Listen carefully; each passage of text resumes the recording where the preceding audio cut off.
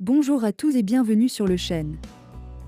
Nous allons vous parler dans cette vidéo de la réaction du coéquipier de Deschamps au Malta qui lui met à sa place après le conflit qui le lie avec Zidane, et nous allons vous donner aussi la raison pour laquelle Benzema est parti sans dire au revoir à ses camarades avant de partir. Bon visionnage.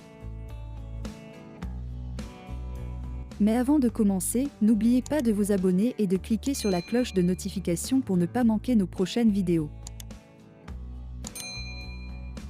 Pascal Olmeta, l'ancien gardien français, a battu en brèche quelques rumeurs concernant les rapports entre Zinedine Zidane et Didier Deschamps. Il se dit que Didier Deschamps et Zinedine Zidane ne s'apprécient plus. Depuis la fin de leur carrière de joueur, les deux anciens coéquipiers s'éviteraient. Et l'ambition commune qu'ils ont par rapport au poste de sélectionneur des Blues n'aurait fait qu'envenimer les rapports entre eux. Entre Zidane et Deschamps, il n'y a aucune animosité. Il s'agit cependant que des bruits sans aucun fondement, alimentés par les mauvaises langues au fil du temps. Cette semaine, Deschamps a étalé toute l'estime qu'il avait pour son ancien compère des Bleus et de la Juventus.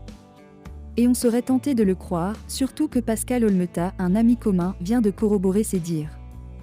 Dans un entretien au Parisien, l'ancien portier marseillais a assuré que Jedjed et Dédé continuent à bien s'entendre et il le constate à chaque fois qu'ils se retrouvent pour les matchs caritatifs qu'il organise. J'entends dire à droite ou à gauche qu'ils ne s'aiment pas. Ça me fait sourire. Ce sont avant tout deux grands sportifs, deux hommes intelligents, a confié Olmeta aux Parisiens. Ils ont de la considération l'un pour l'autre. Après, un vestiaire représente une communauté d'individus. Tu n'es pas obligé d'être pote avec tout le monde.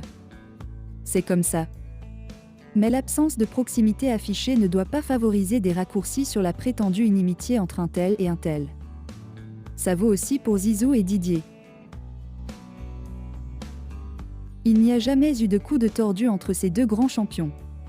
Pour Olmeta, c'est la preuve qu'il n'y a une estime réciproque entre eux. Je n'ai jamais entendu l'un dénigrer l'autre ou se fendre d'une remarque désobligeante à son adresse. Ce sont souvent les entourages des personnes qui montent en épingle de supposées oppositions. Les propos de l'ancien gardien marseillais sont appuyés par un ami commun des deux techniciens. Quoi qu'on veuille bien en dire, il n'existe aucune animosité entre eux, a juré ce proche aux Parisiens. Ils ne vont pas s'appeler fréquemment ou partir en vacances ensemble. Ce ne sont pas des amis, mais ils ont un respect mutuel pour leurs carrières respectives, leurs résultats en clubs ou avec la sélection. En quelque sorte, leurs années chez les Bleus les ont liés à vie. Personne ne pourra les leur enlever.